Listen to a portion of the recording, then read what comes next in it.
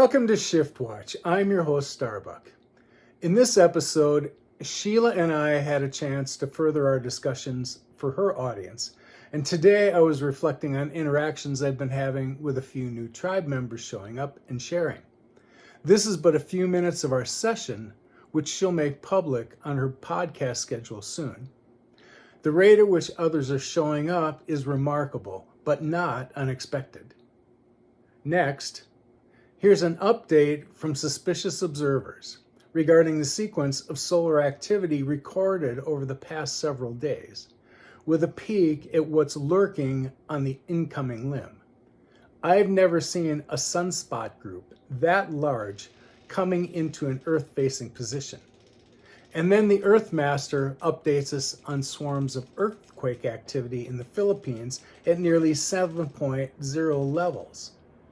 Then, it seems as though some of the tribe visiting Mount Shasta not only saw multidimensional activity while they were there, they were able to capture their experiences on video. Thanks to Lily Nova, Robert Gartner, and her group visiting Shasta, who found exactly what extraordinary multidimensional experiences for themselves that I suggested they would. And finally, I've been helping others acclimate to the idea of inner Earth locations and some of the cities I have knowledge of. This one is Poseid, an Atlantean colony beneath the Mato Grosso. There is a reason why these locations are coming into our awareness.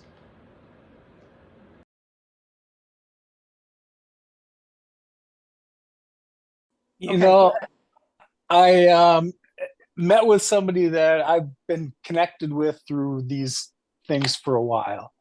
And Siri and I had lunch the other day and spent a few hours talking about what's going on in her realm and what's going on in mine. And she was telling me about something recent because we were remarking on the younger generations. Yeah. And how much wisdom these kids bring into the room. She was telling me about something a few days earlier than when we had gotten together.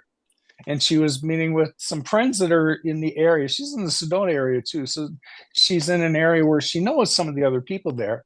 Mm-hmm. And one of them had a six-year-old granddaughter who, while they were all talking, she came over and began to give them this dialogue of the illustrations of what's going on in the cosmos right now. Yeah. And she was explaining with graphic about how the world is splitting right now. She's 6 years old explaining this to them and illustrating how the dark ones are all being ripped out of the planet and they're going over there and they can't come back, but only about half of the planet is left. But this is what we've been waiting for, is what this girl said. Now she's 6 years old. Mouth babes, they know. When the reason I like to talk about those things is this stuff is happening now. Mm-hmm. I'm not talking about something that was written in a book in 2014 and it might be relevant now. I like to talk to people that are having these experiences right now because it's relevant right now. Who else can help explain the phenomenon that's going on and put it into some kind of context for us? Well, every time I hear another one of these, I put it out there for your consideration. And sooner or later, one of these is going to trigger with all of you. They didn't come from me. These are not my stories, but they're people that all resonate at this level. And those are the ones that are coming around and finding the rest of us that vibrate at this level so that we can help everybody else. Exactly. I was under the illusion that it would be much easier that once people heard this, because I was open and ready for information I didn't really comprehend and had more of an attitude of what if this is true, as opposed to ruling it out right away. That took me a lot of trust and just letting it go. I'm not normal. Most other people I come across, they're not built that way. And so without having that kind of openness, you're just not setting yourself up in a position to explore all those things that I'm talking about. And you basically held your vibration at a level that can't expand beyond it and show you the things I'm talking about. And you might have a curiosity that you'd like to learn that. Well, here, let me point out where your blockage might exist. Exactly. The most important part, in my opinion, for individuals to focus on right now is tending to their own flame. You've heard me say that before. Pay attention to this alignment right now and get it right. And that way you're in control of your vibration. Those kids, those younger generations, they didn't have to be reminded of any of that. They weren't unconditioned by that way of being. And so what they bring to the table is authentic, genuine information that has they haven't really paid attention to anybody else. Their wisdom came from somewhere else, and that's what they count on. It hasn't been polluted by somebody else where, I can absolutely see, I don't hold out a lot of hope for the people I went to school with. And I love them all dearly.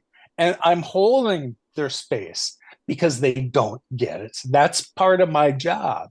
But these younger kids that are coming in, man, they got a grasp on it all. They did not come into these incarnations with their DNA as handcuffed as ours was. They see and are connected to the things that we're finally beginning to get back in touch with.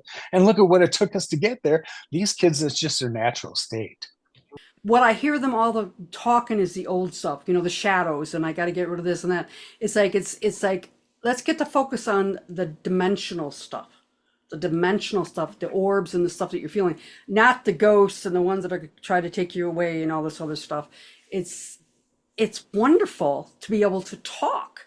You and I be able to talk to society, but especially the ones out there, to open these kind of conversations. This is what's great.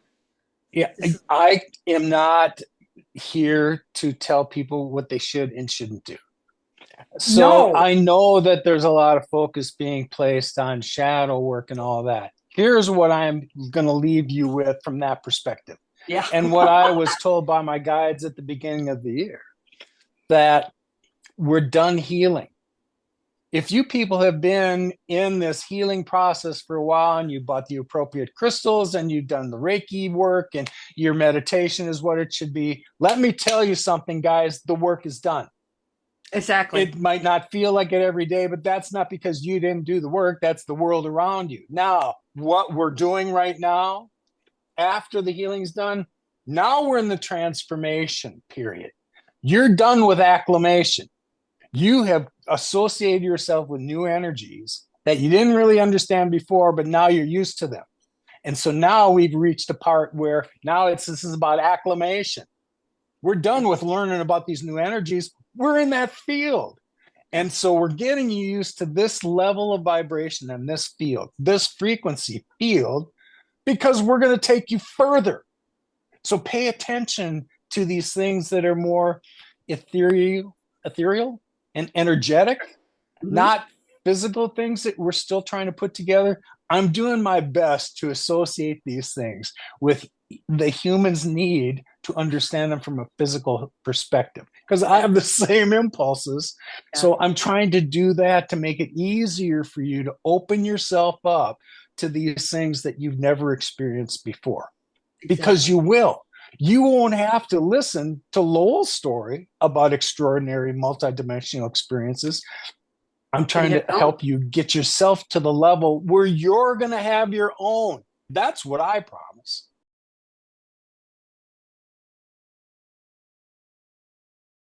Good morning, folks. Today we're going to be looking at space weather, the tropical storm already impacting Florida, a paper on cosmic rays, and another on magnetic shrimp. But let's start with the last 24 hours on our star, where several M-class solar flares have erupted, but the story remains the same. None of them produce significant Earth-directed CMEs. Lots of pops and surges. However, there are two important notes in this realm. First is that the CME we've been expecting did impact last night. It was very weak. It does appear to be producing a minor geomagnetic storm condition here this morning, but it's not going to be much of consequence. The potentially bigger story is the fact that the sunspots are still flaring a good bit, and one of them, well, looks like a monster. Eyes to the left side at the limb, just cresting this morning. That is one massive sunspot. We'll obviously have to continue monitoring the spots in the days ahead. Solar maximum marches on. Folks, Tropical Storm Debbie already impacting Florida. The system is still strengthening as well as it heads north. Eyes open, everyone. Here it comes. First up in the articles today is one of a new effort to make cosmic ray data more readily available and comprehensive. Cosmic rays are the leading cause of atmospheric ionization, and they interact with clouds, water droplets, and living creatures through both direct impact and their effectiveness on the global electric circuit. Looking like an initial step to include them in climate models, which would be a very good thing. Last but not least, magnetic shrimp. Turns out their movements tend to be guided by magnetic fields, and this is the first time I've seen shrimp studied in this way. The list of magnetoreceptive animals confirmed is nearing 100, and it's a constant reminder of the animal kingdom impact coming as the Earth's magnetic field is shifting now. Latest activity here shows some further movement out around the Philippines area, with another large earthquake coming in with a 6.3 earthquake. A lot of movement going on here across the area of the Philippines here into the Philippine Trench. Latest earthquake, as I mentioned, 6.3, about 9 kilometers or 9 to 10 miles deep here into this area. Over the course of the last few hours or so, following that 6.8 here, we got a number of large earthquakes, 5s and 4s stirring up out here, and the latest one is 6.3. Now the question is here, are we looking at something maybe bigger popping up here? That's a very good question. The 6.8 coming in earlier to start things off, originally coming in as a 7-pointer. It got downgraded here to a 6.8. So let's take a look here at historical data in the area of the Philippines, which is right here. Check that out. There's a lot of earthquake activity out here, folks. This is nothing new. This area of the Philippine Trench is a large player out here in terms of producing large earthquakes. A lot of stress builds up out here in this area. So there's our 6.3, 6.8 a few hours ago. Prior to that, guess what? We had a 7.1 here, a little bit further deeper. Look how deep that is. Left here on the screen, a little bit here further deeper into the Philippine Trench. That's 627 kilometers deep here into this area for that 7.1. Just about a month. Well, it was last month, back in July. So obviously strain has been building up out there across the surface area. What can we see far as larger scale activity goes? Well, we see some 8s out there. Not out of the question to maybe see something larger. But historically here, 8s in general have been around the area of the Philippine Trench since records have been kept. The last 8-pointer looks to be a 8.0 back in 1972. So no doubt a lot of time has passed. 8.1 back in 1924, and an 8.3 back in 1918. Prior to that, 7.9, 1976, 7.9, 1913, and so on. A lot of larger scale activity here a long time ago. We haven't really seen anything majorly recent. 7.6, though, back in, looks like last year, December. Roughly around this area where we're seeing that activity today. So whether this is aftershock activity from last year's earthquake or maybe something bigger about ready to brew out here, I guess we'll see what's in the forecast. Right now, another large earthquake, 6.3, stirring up the seismograph stations out here, no doubt. The 6.8 earlier definitely rang the earth like a bell. There is the surface waves here traveling throughout the planet following that 6.3, that earthquake or that surface wave there showing up on the Barrett station there in Southern California. So we'll continue to watch the Philippine Trench area. There's a lot of earthquake activity popping up here at once, and the more that we see some 6s, some mid 6s, the more the likelihood here is that we'll see something larger following that type of event. We don't normally see a 6.8 followed up by multiple mid-6s and whatnot. That would tell me right there that something's a little bit bigger about ready to happen out here across the Philippines. So we'll continue to keep an eye on it. Again, it's a major subduction zone area, and it's not out of the question here that we could see maybe a 9-pointer. Just because we haven't seen anything here historically doesn't mean it's not possible.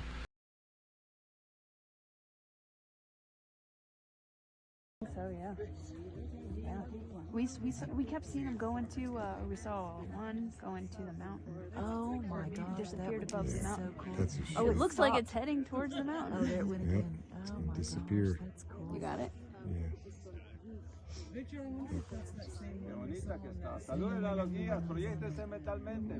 Say hello to the spiritual guidance over there, please. Hello, we love you. What's up? Greetings.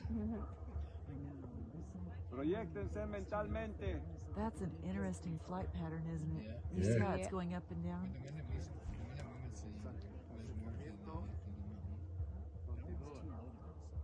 Yeah, I think. Yeah. Ooh, that's. If it goes in the mountain, I'm gonna freak. Woo! Yeah.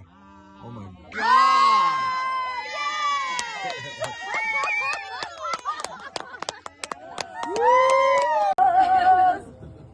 Look at all the orbs too in the video. Yeah. Bunch of orbs. I have the flash on. Hi, my friend. it? Love you. We love you. Thank you. That's awesome. Wow. Yeah, that's pretty Somebody videotape this. I've got it. Post it on Telegram. Oh yeah. Oh wow, let me start on this light program. Put it in the chat. Wow. Oh my gosh. That is so beautiful. Thank you, my friends.